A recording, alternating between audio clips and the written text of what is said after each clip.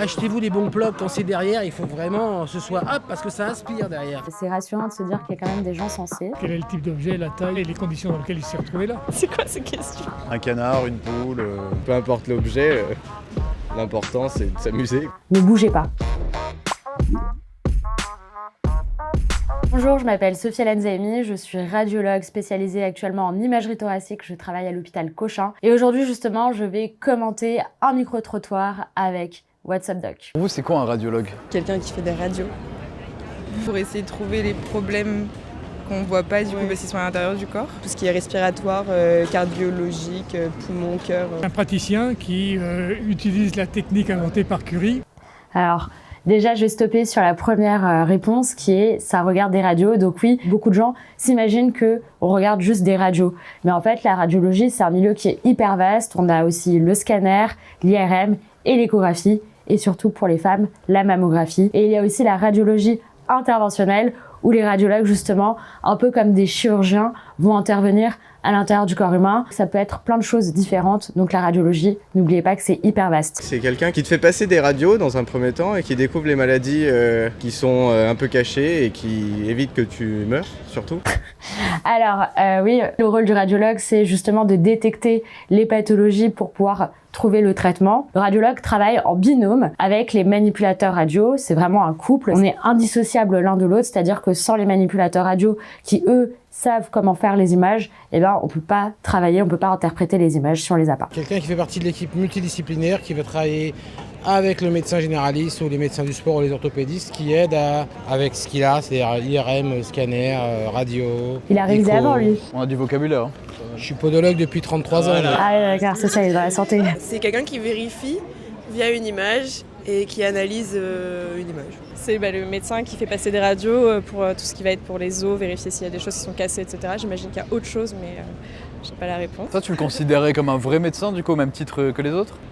Oui, c'est une spécialité pour moi, je pense. Oh bah bien sûr, sinon il n'y aurait pas autant d'études pour devenir radiologue. Vous sauriez faire la différence entre un scanner, un IRM et une radio? Oui, à peu près. Enfin, bon, je suis pas un spécialiste, hein, mais oui, un scanner, un IRM, l'IRM... résonance magnétique, le scanner, je suppose Lui, que les physiciens. IRM c'est muscles, j'en ai fait 40 000, je me suis pété les ligaments croisés 2 fois donc... Le foot, on connaît ça. Ouais, bah, Sinon, tu serais passé pro. Ouais, mais bon, j'étais nul. Alors, effectivement, l'IRM, c'est pour analyser les parties molles, mais c'est aussi pour analyser les os, c'est pour analyser, en fait, tous les organes. On peut tout voir à l'IRM, donc c'est pas que pour les muscles. L'IRM, c'est la globalité, on va dire. La radio, c'est les os.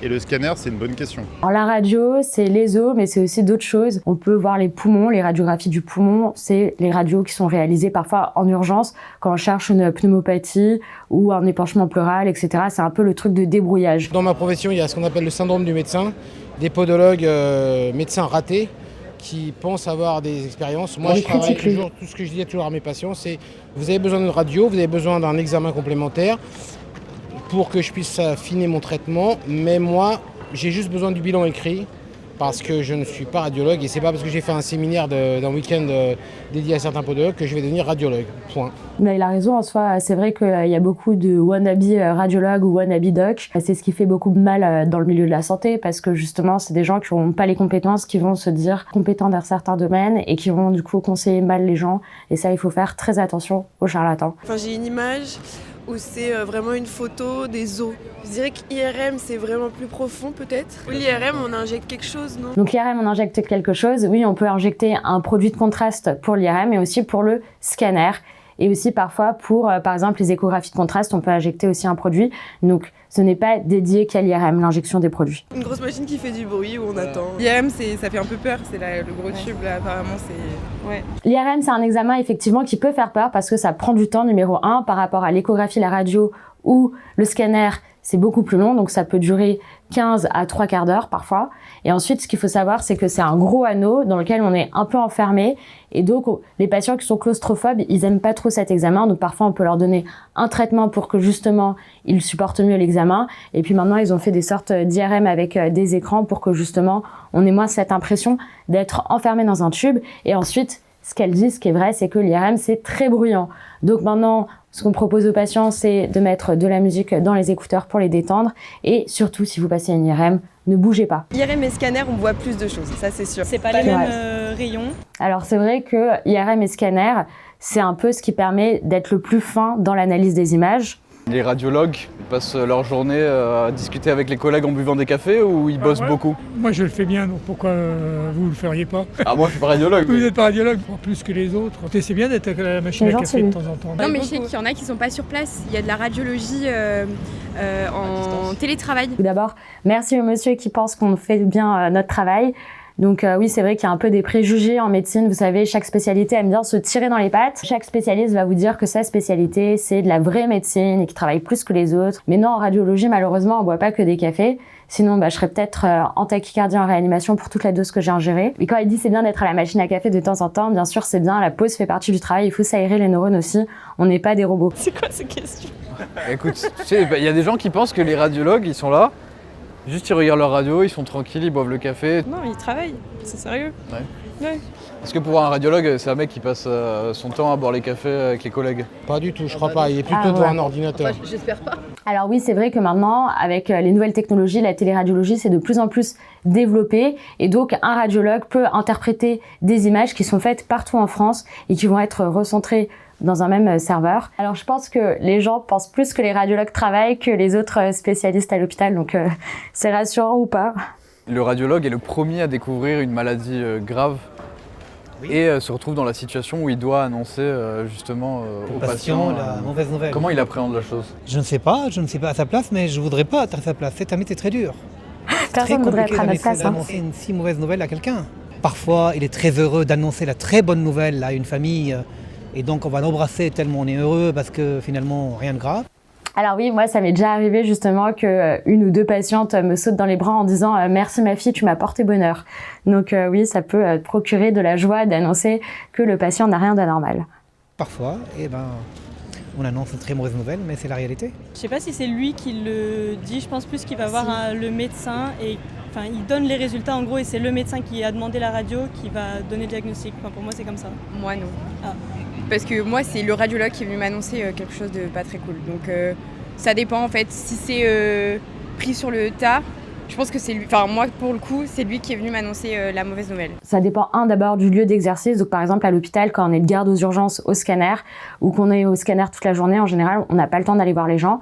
Par contre quand on est à l'IRM et que c'est par exemple des IRM pelviennes pour rechercher de l'endométriose ou des pathologies gynécologiques, parfois on peut aller interroger les patientes ou justement leur annoncer quelque chose parce qu'il faut faire d'autres examens ou qu'il faut poser d'autres questions pour être sûr qu'on interprète bien les images. Si on est ému à chaque fois qu'on annonce une mauvaise nouvelle, même s'il faut qu'ils se protègent un peu, sinon c'est pas possible. C'est le problème de tous les médecins.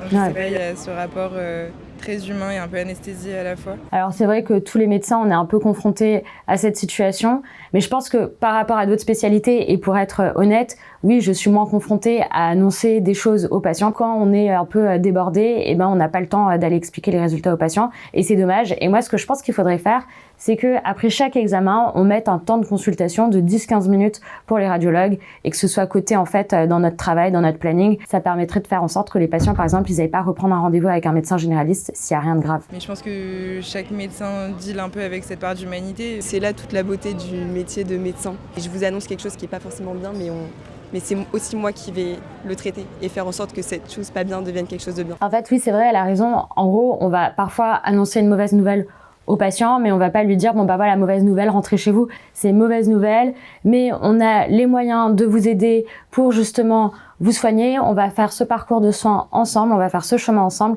et vous n'êtes pas seul. Est-ce que ça vous fait peur un peu les radiations? Non. Je sais que de toute façon on a un nombre de scanners et de radios limité par an. Alors elle a raison, vaut mieux pas faire des scanners tous les jours, sinon vous risquez de terminer avec un cancer. Mais il faut savoir déjà qu'il y a une dose d'irradiation naturelle qu'on reçoit chaque année, c'est à peu près 2 millisieverts. Maintenant, les constructeurs travaillent à faire des machines de moins en moins irradiantes. La dose reçue aujourd'hui est tellement faible par rapport à ce que c'était avant qu'on minimise en fait le risque d'avoir un cancer radio-induit. C'est sans doute un peu dangereux, mais j'avoue que je m'en fous un peu. C'est l'avantage quand on n'y connaît rien, c'est qu'au moins, innocemment, je faisais confiance à mon médecin. Quand j'ai des patients, par exemple, je travaille parfois avec des suspicions de scoliose ou d'inégalité de longueur chez l'enfant, je leur préconise d'aller faire un OS.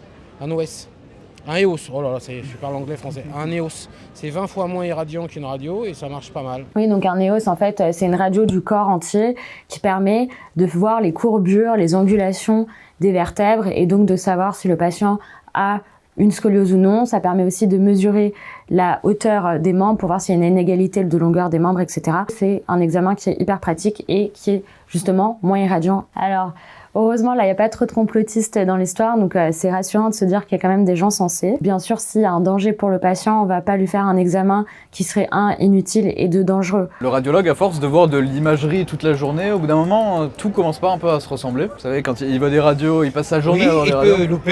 Il peut louper parfois des choses importantes.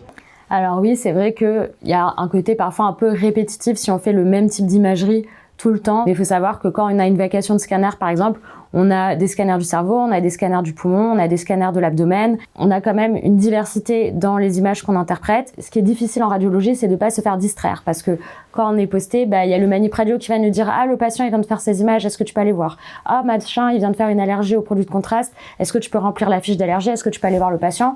Ou alors, on peut être interrompu aussi par le téléphone qui sonne parce qu'on a des demandes d'examen d'imagerie ou quelqu'un qui va nous demander de relire un examen. Donc, il faut savoir qu'en radiologie, on est souvent interrompu et que l'interruption dans les tâches, c'est la première cause d'erreur. Après tant d'années de travail, d'expérience et d'études, ils seront capables, ou elles seront capables de bien faire la différence entre un IRM ou un autre, quoi. Si ça devient trop monotone, oui, peut-être qu'ils pourraient se retrouver un peu grisés par le boulot. Si on a fait ça pour les bonnes raisons, normalement on arrive à être assez concentré pour déceler le moindre problème. Prendre des pauses, savoir s'aérer. Oui, je pense qu'en plus chez les médecins c'est super important d'avoir une vie sociale à côté. Ouais, alors ça c'est un fait qui est très important. Les gens qui font autre chose à côté, qui ont une vie à côté ou qui ont une passion, par exemple l'art, le théâtre, le sport, et qui ont une vie sociale épanouie, sont des meilleurs médecins que des médecins qui sont justement focus que sur la médecine. Et c'est bien justement d'avoir d'autres trucs pour nous rattacher parce que parfois on vit des moments difficiles en médecine. Je prends du recul, il n'y a pas que la médecine, il y a d'autres choses. Sur les autres plans, ça se passe bien, je relativise, je ne stresse pas.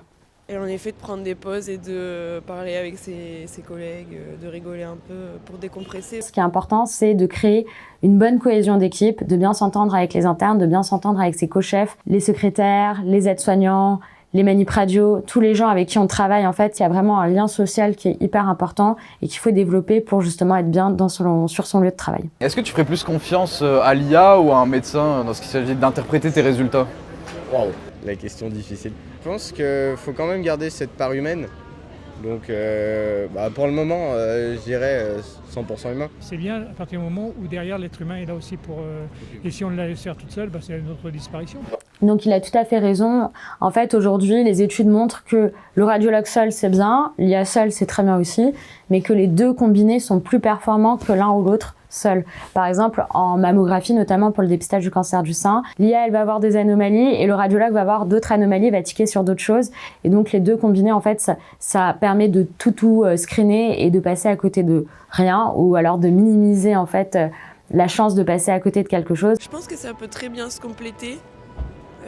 L'IA, il faut l'appréhender d'une manière comme un bonus et pas comme quelque chose qui peut remplacer un médecin. Parce que ça peut peut-être lui faire gagner du temps, là où il n'en a pas assez. On va aller très loin grâce à l'intelligence artificielle, notamment pour opérer, notamment pour diagnostiquer. Donc à mon avis, on a un très très beau avenir médical. Alors c'est vrai que l'intelligence artificielle, comme il dit dans le secteur médical, ça va être un chamboulement, mais c'est pour le meilleur encore une fois. Et ça va toucher, je pense, tous les pans de la médecine. Vous pensez qu'il se dit quoi, le radiologue, quand il voit un objet dans un corps qui n'est pas censé se trouver là ? Je ne sais pas quel est le type d'objet, la taille et le format et les conditions dans lesquelles il s'est retrouvé là. Oui, parce que par exemple, si c'est un enfant qui a avalé une pièce de monnaie ou une pile-bouton, donc pile-bouton bien sûr, urgence totale, pièce de monnaie aussi, mais vraiment la pile-bouton c'est très très urgent. Mais bon, je pense que là, on visait d'autres types d'objets. Il se demande peut-être comment ça est arrivé et peut-être comment on va l'extraire. Donc après, peu importe l'objet, L'important, c'est de s'amuser, quoi. C'est quoi le radiologue quand il... Alors, peu importe, c'est de s'amuser, non, parce qu'il y a un risque, bien sûr, de perforation, de saignement. Donc, voilà, il faut faire attention avec ces objets. Au début, quand c'est la première fois, il doit se dire, mais les gens, c'est des malades. Parce que je pense que les gens, ils sont un peu... Et je pense encore une fois, avec l'expérience, il doit être dans son mood. Un lundi comme un autre. Oui, alors j'avoue que maintenant, après en avoir vu plusieurs, eh bien, je suis moins, on va dire, étonnée ou impressionnée ou surprise que la première fois que j'ai découvert ça. C'était quelque chose qui n'était pas dans les livres de médecine. À l'époque, quand j'étais étudiante, les réseaux sociaux et ce genre de choses, c'était pas trop connu. Donc la première fois que j'ai vu ça, j'étais là en mode « Ah mais ça existe, what the fuck ?» quoi. Maintenant, quand je vois un truc comme ça, je me dis « Bon, bah encore un autre, quoi. » Un canard, une poule, un cheval en plastique, je sais pas. Je pense qu'il est là avec ses collègues, il se raconte les petites anecdotes. Ah, tiens, aujourd'hui... Bah ouais, avec vachement de décalage. Alors ça, c'est vrai. Moi, j'ai un de mes collègues, c'est un puits à anecdotes sur tous les cas de radiologie qu'il a eu pendant son internat et sa carrière. Mais bon, rassurez-vous, on parle de ça au pause café. C'est vrai qu'il y a des radiologues qui arrivent très bien à se souvenir de ce genre de trucs.